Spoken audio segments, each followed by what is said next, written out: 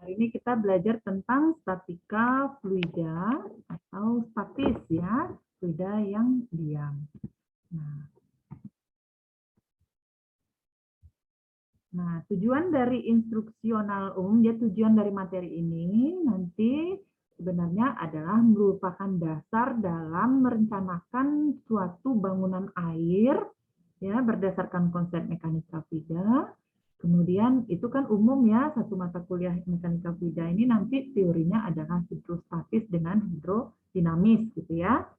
Nah, untuk hari ini karena kita berbicara tentang tekanan hidrostatis ya, tentang tekanan hidrostatis atau tekanan air dalam keadaan diam dan hukum Pascal, maka nanti diharapkan kita memahami gitu ya, apa itu yang disebut dengan tekanan dan hukum Pascal.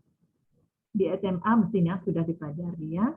Nah, kemudian kita belajar dulu tentang tekanan hidrostatis pada satu titik gitu, pada satu titik. Nah, sekarang yang ketiga adalah kita membuat diagram distribusi tekanan hidrostatis, kemudian nanti dapat menghitung besarnya gaya hidrostatis dan titik tangkap pada bidang yang terendam. Kita coba satu-satu gitu ya. Nah, dikatakan statis karena kecepatan aliran itu adalah nol gitu. Jadi kemarin kan sudah disampaikan kalau seandainya kita melihat di kolam renang itu airnya bergerak, itu bukan alirannya yang mengalir ya. Jadi tidak ada kecepatan di situ. Gerakannya itu adalah karena adanya tekanan atmosfer gitu ya. Jadi pergerakannya bukan karena dia ada aliran di situ. Kemudian pada fluida yang diam tidak terjadi tegangan geser ya karena dia diam ya. Kemudian di antara partikel-partikel air tersebut. Nah, apabila suatu benda berada di dalam zat cair yang diam, maka akan mengalami gaya yang diakibatkan oleh tekanan zat cair. Tekanan tersebut bekerja tegak lurus terhadap benda gitu ya. Jadi kalau kita misalnya apa namanya ini nggak pakai video pula ya. Jadi pokoknya dia tegak lurus gitu ya, tegak lurus. Jadi kalau kita tekan ini tangan kita ini, maka tekanan itu berada tegak lurus pada sisi yang kita tekan. Nah, sekarang kalau kita misalnya pada satu titik dulu ya. Jadi kalau kita hubungkan dengan massa jenis atau berat jenis yang tadi, maka tekanan itu adalah gitu ya, tekanan atau P, tekanan itu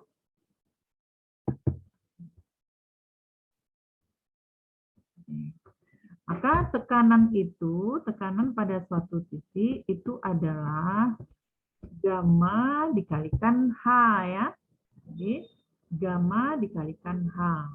Nah, kalau kita misalnya uraikan gamma itu adalah rho kalikan G, maka tekanan itu adalah rho dikalikan G dikalikan H. Ya. Jadi satuannya adalah Newton per meter square ya, Newton per meter persegi gitu ya. Nah, ini ingat ya, P adalah gamma dikalikan H atau H sama dengan P dibagikan dengan gamma ya. Nah, sekarang Ibu apa namanya? Ada nih teka-teki sedikit, mudah-mudahan muat lah nih, nggak apa-apa ditimpa-timpa ya. Nah, sekarang ada katakanlah vas bunga ataupun wadah gitu ya. Nah, yang satu wadahnya berbentuk seperti ini. Yang satu lagi wadahnya berbentuk seperti ini. Kemudian satu lagi wadahnya seperti ini. Kemudian ada satu lagi wadahnya seperti ini. Nah, masing-masing ya, masing-masing kedalaman alirannya adalah seperti begini ya, sama ya, setinggi H ya, sekarang asli nampak juga ya. Nah, ini gambarnya adalah A, B, C, D. Harus lihat dulu anaknya. Karena Ibu tanya dulu sama si Iqbar. Tekanan A, B, C, dan D itu sama atau berbeda?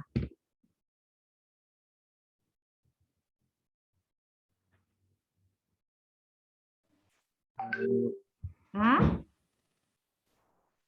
Gambar A, B, C kan kelihatan gambarnya kan?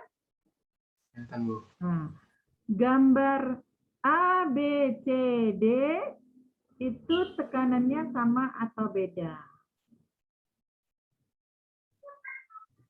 Sama, Bu. Karena Karena ketinggian, massa jenis, sama gravitasinya sama, Bu.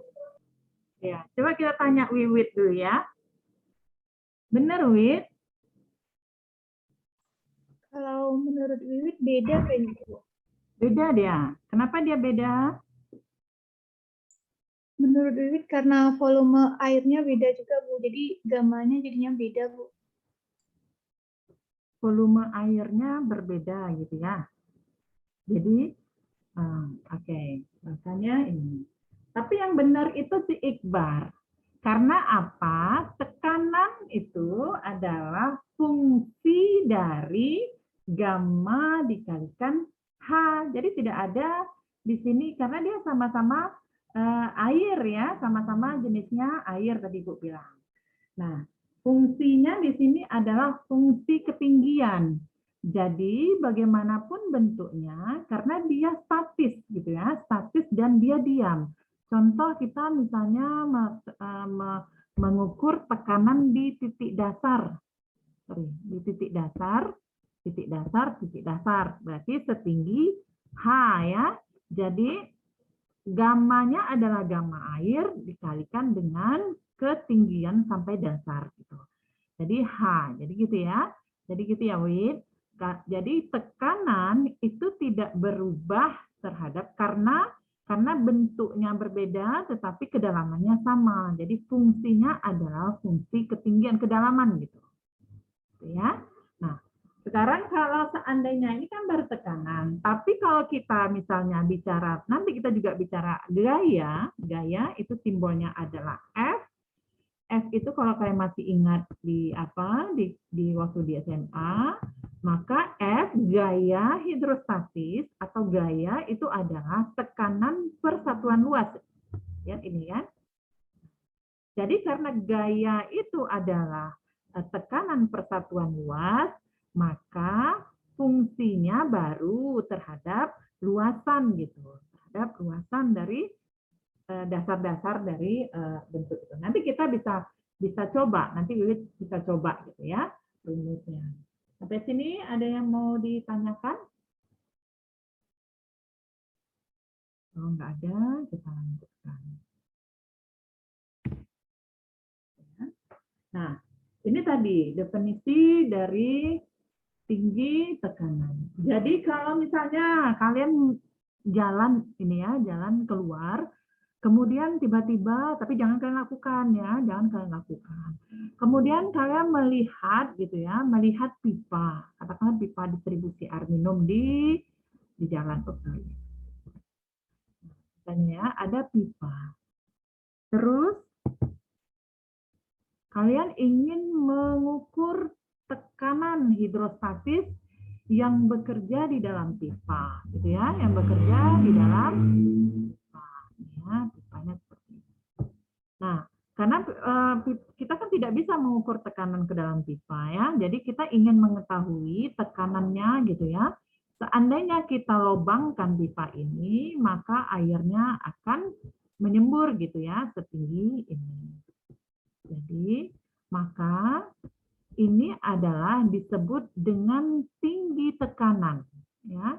Di sini, jadi kalau misalnya dia air ya, ini disebut dengan tinggi tekanan, maka berdasarkan tinggi yang kita ukur ini, katakanlah air mancur itu misalnya tingginya 1 meter, kemudian kita sudah bisa hitung berapa tekanan yang menyebabkan ketinggiannya itu 1 meter gitu. Nah, itu disebut dengan tekanan hidrostatis gitu ya. Jadi P sama dengan gamma dikalikan H atau H H sama dengan P per gamma. Jadi gammanya adalah gamma katakanlah air gitu ya. Dan kita akan ketahui berapa tekanannya dalam satuan Newton per meter kuadrat. Nah, gini juga contohnya. Jadi carilah tinggi tekanan atau H dari air yang tekanannya yang ditekan gitu ya, ada tekanan hidrostatis dalamnya itu. Kemudian tekanannya sama dengan 340 kilonewton per meter square dan berat spesifiknya, ingat berat spesifiknya dari air dan berat spesifiknya dari air adalah ruang 1000 ya dikalikan dengan 9,81. Jadi sama dengan 9.810 ya. Nah, jadi tadi kan H sama dengan P per gamma, jadi P-nya adalah 340.000 dibagi dengan gamma ya, atau 9,81 kali 10⁻3. Sehingga dengan tekanan 340.000 Newton per meter square, maka air itu bisa ya memancurkan gitu ya 34,7, sama dengan semburan gas gitu ya, atau sama dengan letusan gunung berapi. Berapa ketinggian semburannya itu karena tergantung dari tekanan yang mendesaknya keluar gitu ya. Nah, gitu juga dengan selang gitu ya, katakanlah selang air gitu ya, kalian mau menyiram bunga gitu. Kalau kalian misalnya mau mengukur tekanannya, kalian vertikalkan misalnya ya selang air itu, kemudian berapa keluarnya gitu ya, itu adalah H, tinggi tekanan, sehingga kita bisa tahu berapa tekanan dari keran itu gitu. Jadi kira-kira seperti itu gitu ya. Ini kemarin sudah kita sudah kita sampaikan juga gitu. Rho atau massa jenis gitu ya, pada suatu zat ada beberapa kemarin ya. Jadi ini sebenarnya juga dihitung gitu ya. Jadi kalau kalian coba kalian tentukan berapa hanya tinggi tekanan air atau tinggi kolom air yang didapat apabila tekanannya sebesar tekanan atmosfer gitu ya di atas muka air laut atau sama dengan 76 cm Hg gitu ya, atau air raksa. Jadi untuk mengukur tekanan atmosfer itu dari permukaan laut itu sebesar, kalau menggunakan merkuri, maka tekanan atmosfer itu adalah 101.325 Newton per meter square, atau sama dengan 101.325 Pascal ya. Jadi 1 Pascal itu sama dengan 1 Newton per meter square gitu ya, persegi gitu ya. Makanya disebut rumus tekanan ini disebut dengan hukum Pascal gitu.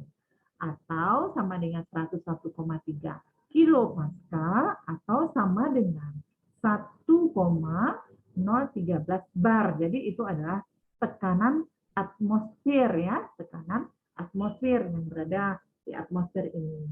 Nah, ini yang di bawah kemarin ya, juga harus diingat, air itu 1000 kg per meter kubik, merkuri air raksa 13.546, udara yang bawah 1,23, kemudian parafin atau minyak 800 kg per meter angkat 3 kubik ya. Nah, ini yang disebut dengan tekanan atmosfer gitu ya, tekanan atmosfer. Jadi tingginya tekanan atmosfer itu ini ya.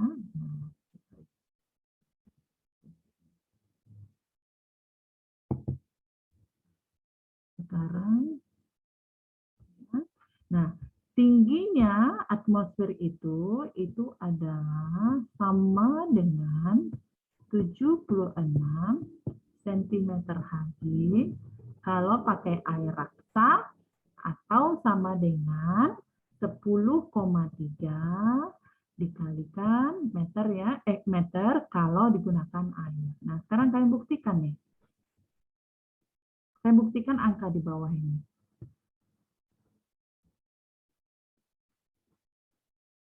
Silahkan dibuktikan. Atau sudah tahu. Ini kita nonton lagi kenapa air raksa itu diperlukan gitu ya. Jadi kalau kita misalnya mau menghitung gitu ya, kan tadi sudah tahu rumusnya H sama dengan P per gamma kan, P per gamma.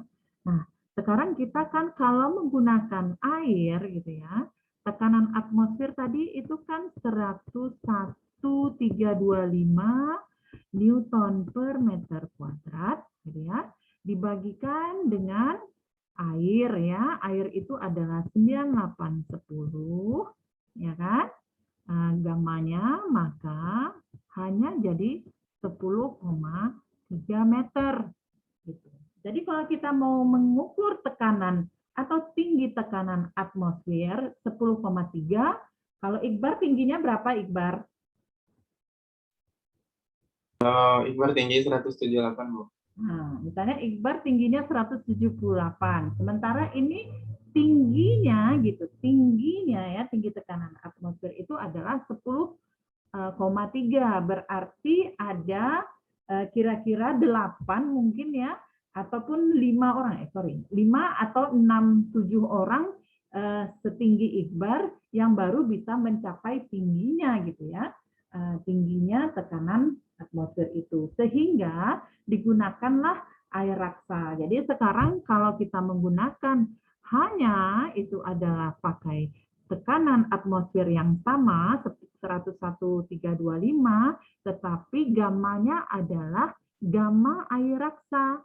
Jadi air raksa tadi kan 13,546 ya, dikalikan dengan 9,81.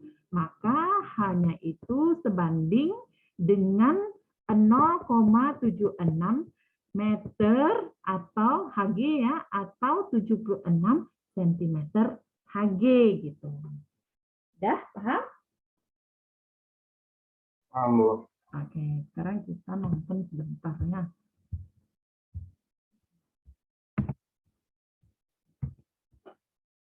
Sekarang kita nonton. Tapi kayaknya kalau ini nggak bisa connect, jadi harus tutup dulu. Terlihat videonya? Terlihat? Kelihatan? Tidak ada. Belum, Bu. Belum, Bu. Belum, Bu. Belum, Bu.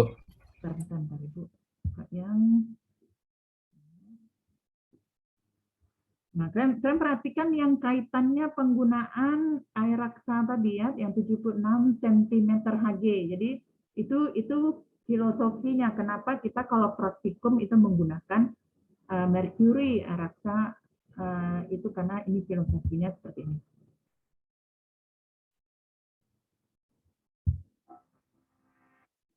Aristotle famously said, "Nature fears of empty space," when he claimed that a true vacuum, a space devoid of matter, could not exist because the surrounding matter would immediately fill it. Fortunately, he turned out to be wrong. A vacuum is a key component of the barometer, an instrument for measuring air pressure.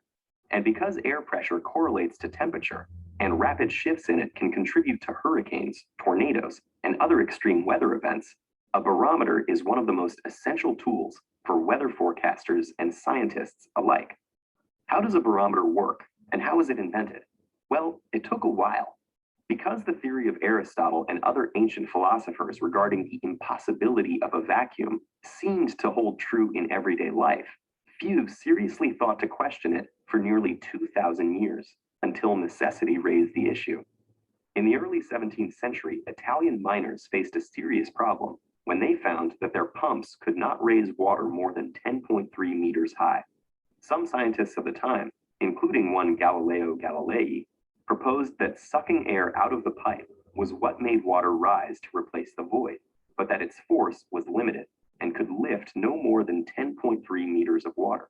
However, the idea of a vacuum existing at all was still considered controversial, and the excitement over Galileo's unorthodox theory led Gasparo Berti to conduct a simple but brilliant experiment to demonstrate that it was possible. A long tube was filled with water and placed standing in a shallow pool with both ends plugged.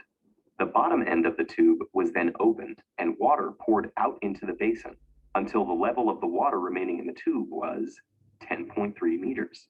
With a gap remaining at the top and no air having entered the tube, Berti had succeeded in directly creating a stable vacuum. But even though the possibility of a vacuum had been demonstrated, not everyone was satisfied with Galileo's idea that this empty void was exerting some mysterious yet finite force on the water.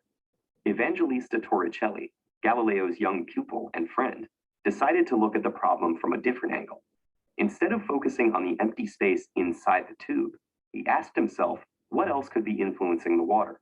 Because the only thing in contact with the water was the air surrounding the pool, he believed the pressure from this air could be the only thing preventing the water level in the tube from dropping further. He realized that the experiment was not only a tool to create a vacuum, but operated as a balance between the atmospheric pressure on the water outside the tube and the pressure from the water column inside the tube. The water level in the tube decreases until the two pressures are equal, which just happens to be when the water is at 10.3 meters. This idea was not easily accepted, as Galileo and others had traditionally thought that atmospheric air has no weight and exerts no pressure. Torricelli decided to repeat Berti's experiment with mercury instead of water. Because mercury was denser, it fell farther than the water, and the mercury column stood only about 76 centimeters tall. Not only did this allow Torricelli to make the instrument much more compact, it supported his idea that weight was the deciding factor. A variation on the experiment used two tubes, with one having a large bubble at the top.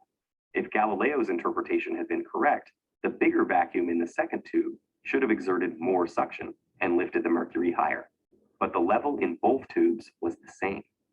The ultimate support for Torricelli's theory came via Blaise Pascal, who had such a mercury tube taken up a mountain and showed that the mercury level dropped as the atmospheric pressure decreased with altitude. Mercury barometers based on Torricelli's original model remained one of the most common ways to measure atmospheric pressure until 2007, when restrictions on the use of mercury due to its toxicity led to them no longer being produced in Europe. Nevertheless, Torricelli's invention, born of the willingness to question long-accepted dogmas about vacuums and the weight of air, is an outstanding example of how thinking outside of the box or the tube can have a heavy impact.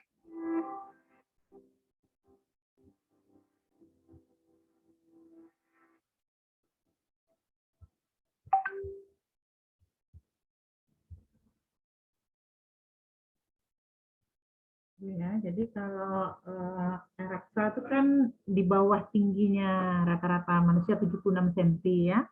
Jadi dengan ukuran 76 cm itu kita bisa, misalnya kita mau melakukan penelitian gitu ya, dan konversi merkuri dengan air itu kan sudah diketahui dengan massa jenis. Jadi kita bisa memantau perilaku tekanan ya dengan mengganti air dengan misalnya merkuri gitu ya.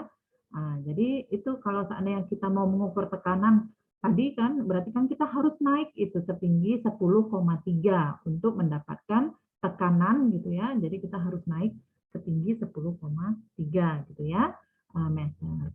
Nah, sekarang ada lagi pertanyaan atau teka-teki, kenapa pesawat itu gitu ya? Pesawat itu kalau kita pesawat domestik gitu ya. Nah, itu kan punya ketinggian tertentu gitu ya. Ya, kenapa dia sama? Kenapa dia sama gitu? Ketinggiannya harus mencapai sekian kaki atau sekian meter gitu kan? Atau pesawat yang mungkin yang internasional gitu ya, flight misalnya ke luar negeri, misalnya ke Eropa itu bisa lebih tinggi gitu. Nah, sekarang Ibu mau tanya berapa ketinggian gitu ya? Berapa ketinggian sampai gitu ya maksimum tekanan itu aman untuk suatu penerbangan gitu sehingga tidak goyang. Nah, silakan dihitung gitu ya. Silakan dihitung gitu kalau kita misalnya mengukur pesawat supaya tidak bertekanan yang kuat atau goyang gitu ya. Berapa sebenarnya tinggi terbang pesawat itu yang aman. Coba silakan dihitung.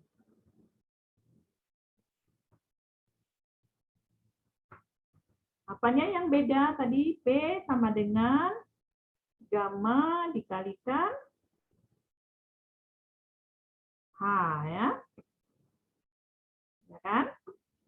P-nya adalah tekanan atmosfer, ya kan? Gamanya adalah gamma udara 1,23 ya tadi kan kilogram per meter kubik. Sekarang berapa H-nya? H Ariesta.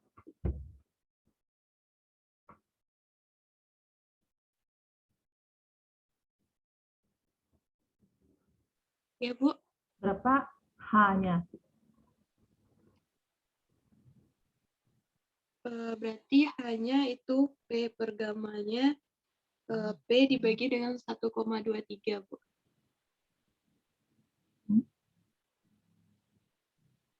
Benar nih. Seperti itu. Pandi Arya Dwi Tama. Ini biasanya pakai tama-tama, ini pintar orangnya yang namanya pakai tama-tama. Berapa Pandi?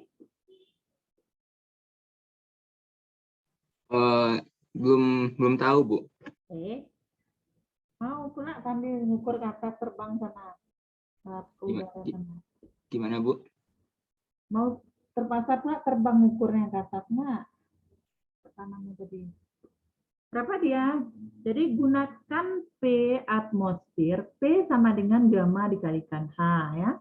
H sama dengan P per gamma.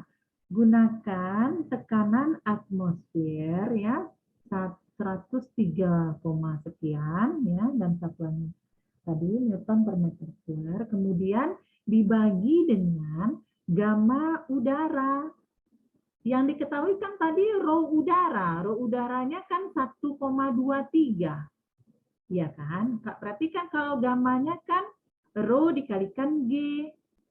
Enak. Nah, berapa? 103.000 dibagi. Berapa, Riesta? Masih mute? Berarti 103, sekian dibagi dengan 1,23 dikali 9,81. Ya, berapa H-nya? Siapa yang bisa bantu? Izin menjawab, Bu. Ya, Arif? Tadi dikali sama gravitasi, Bu. Iyalah. Oh, kalau belum, Bu. Belum dikali sama gravitasi, Bu. Baru gamma per tekanan atmosfer baru per gamma aja baru. Coba ya. Izan?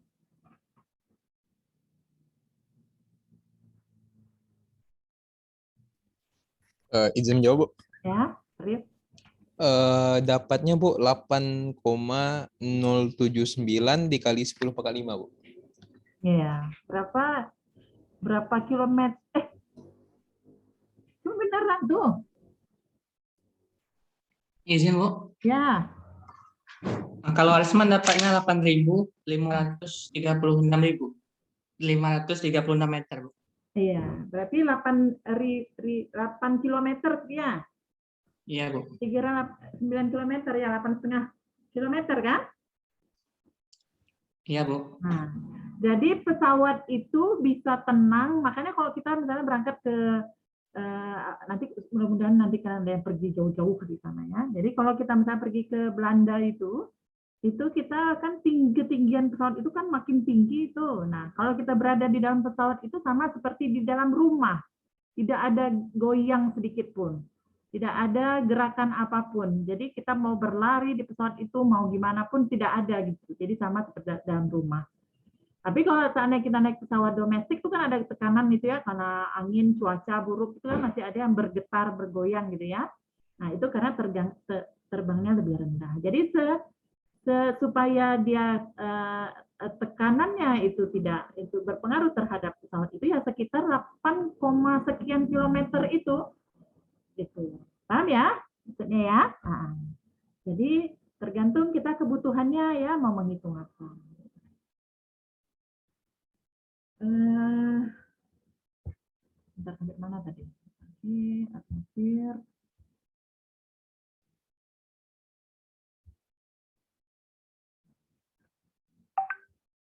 Kita selesaikan dulu teorinya. Besok kita baru hitungan sedikit lagi.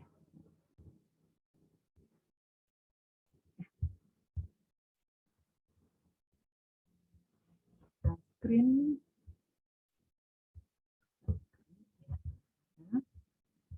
Sampai di sini tadi kan. Nah, ini kita baru bercerita tentang tekanan pada satu titik ya. Jadi, kenapa digunakan barometer tadi, barometer ya? Karena salah satu alat ukur itu adalah barometer. Tetapi barometer ini bukan satu-satunya ya alat pengukur tekanan. Tadi sudah nonton ya barometer itu ya. Jadi menggunakan air raksa ya adalah pengukur tekanan digunakan oleh ahli meteorologi, pilot laut dan lain-lain.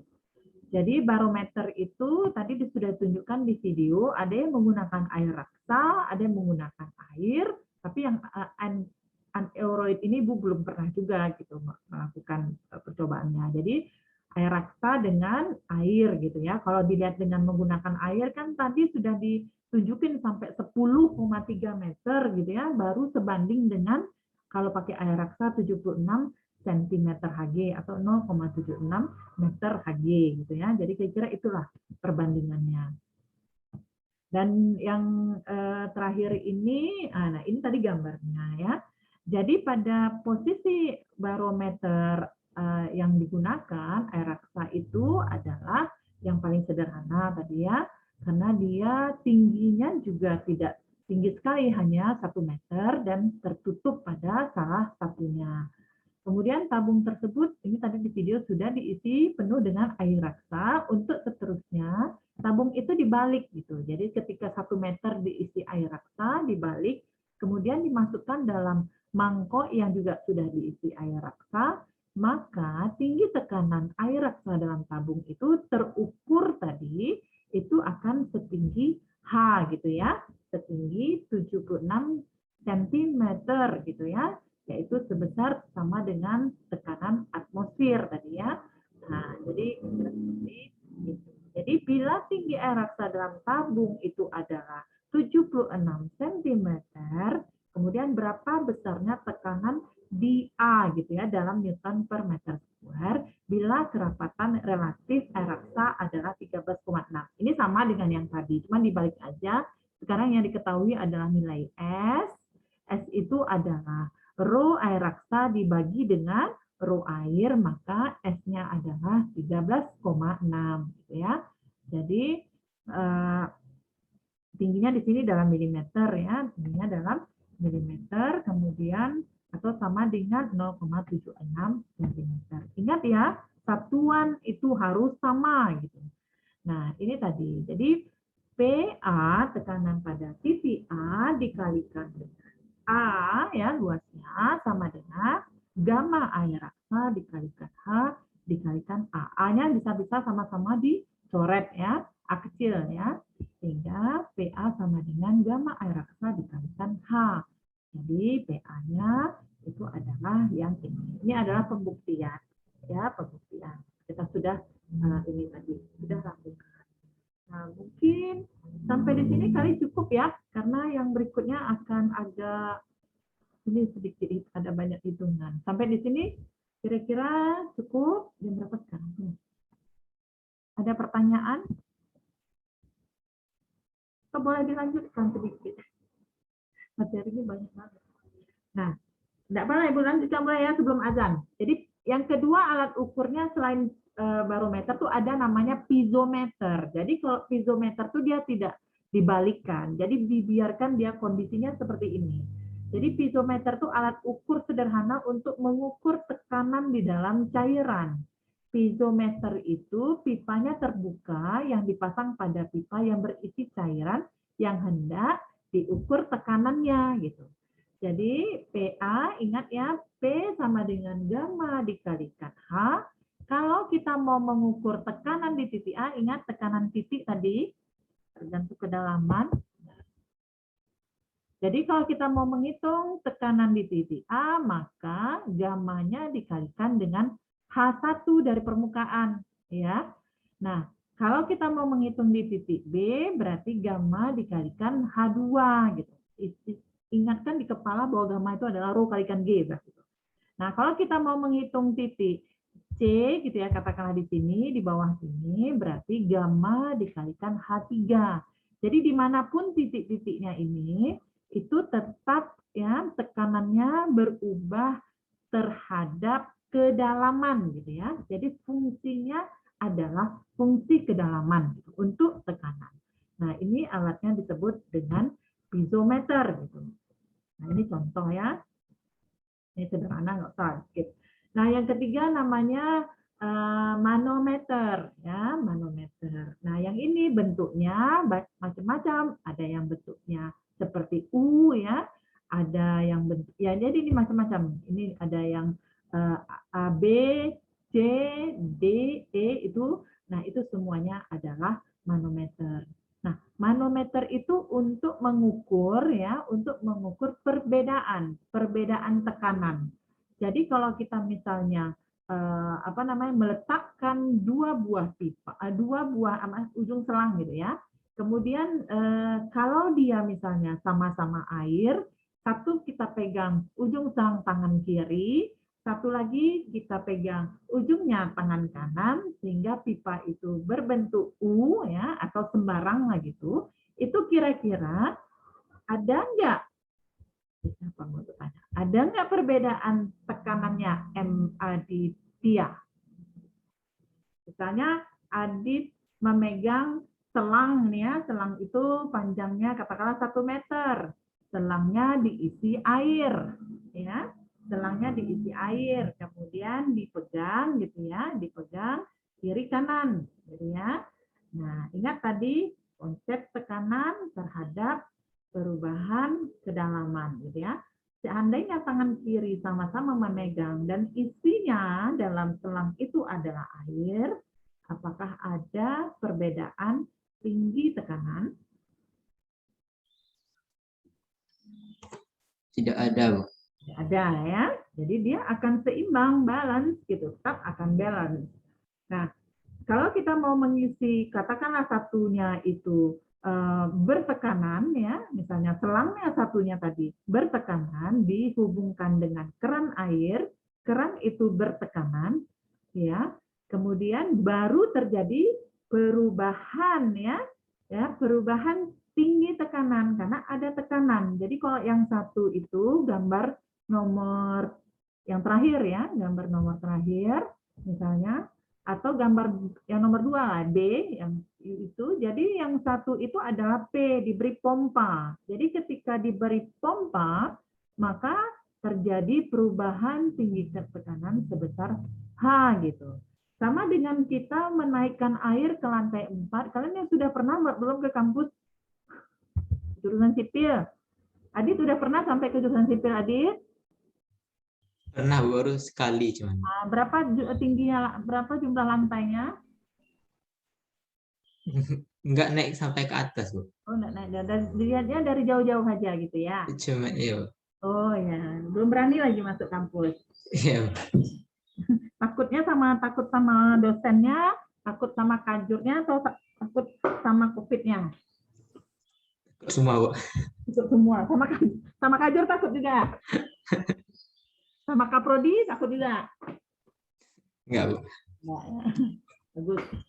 Nah, jadi andaikan nih kita mau memasang di keran air di lantai 3 ya. Jadi lantai 3 itu kan lantai 1, lantai 2, lantai 3 itu ada toilet gitu. Nah, kita kan untuk mensuplai air lantai 1, jadi ini udah masuk ke pekerjaan sipil. Nah, mau untuk mensuplai air supaya lantai 3 itu terpenuhi, berarti kita kan memasang tangki ya, tangki air ya, Adit. Jadi tangki air itu kita akan letakkan di atas lantai 3, berarti lantai keempat gitu ya. Nah, kalau untuk menaikkan, bisa air itu naik sendiri tanpa diberi tekanan, Adit? Tidak, Bu. Tidak ya, kecuali dia dari lantai 4 itu turun ke lantai 3, turun ke lantai 2, turun ke lantai 1 tuh tidak perlu pakai tekanan ya. Cukup dialirkan dia bertekanan sesuai dengan ini ya. Jadi dari lantai 3. Tetapi untuk menaikkan air dari sumur bor ke atas lantai 4 itu perlu pompa gitu. Nah, kapasitas pompa, tadi tekanan P tadi, itu juga harus terukur. Jangan sampai lantainya nanti 20 meter tinggi ya, kemudian tekanannya cuma sampainya di lantai 2 aja gitu. Cuma sampai di 5 meter gitu. Artinya pompanya kan tidak power pompa, tidak bertekanan gitu. Jadi dia airnya cuma sampai di ketinggian 5 meter. Makanya lantai 3 itu tidak pernah tersampaikan gitu airnya gitu ya. Makanya pompa itu juga mempunyai tekanan beda-beda. Kalau kita misalnya mau menaikkan air ke lantai misalnya 100 meter gitu ya, ke lantai katakan lantai 50, berarti pompanya beda dengan lantai gedung yang cuma lantainya ada 2 gitu. Jangan sampai kita membeli pompa yang kapasitas sampai 100 meter tingginya, kemudian kita letakkan di lantai 2, itu kan mubazir gitu ya. Atau sebaliknya, kita mau masang pompa untuk lantai 100, tapi pompanya yang cukup untuk sampai lantai 2. Tentu airnya tidak naik. Kira-kira gitulah logika berpikirnya. Jadi 3 alat, ya, barometer, piezometer, dan manometer, itu adalah alat yang digunakan untuk mengukur tekanan. Jadi ini tidak usah diuraikan lagi ya apanya ya. Jadi 3 itu jenisnya. Jadi kalau yang piezometer tadi hanya untuk 1 titik aja. Jadi 1 titik aja mengukur tekanan cukup pakai piezometer gitu ya. Tapi kalau udah pakai sistem pipa gitu ya, sistem pipa, maka kita mengukur ke perubahan tekanan, maka kita pakai manometer. Di sini cukup rasanya, Nak. Oke, ada pertanyaan? Kalau tidak ada, kita cukup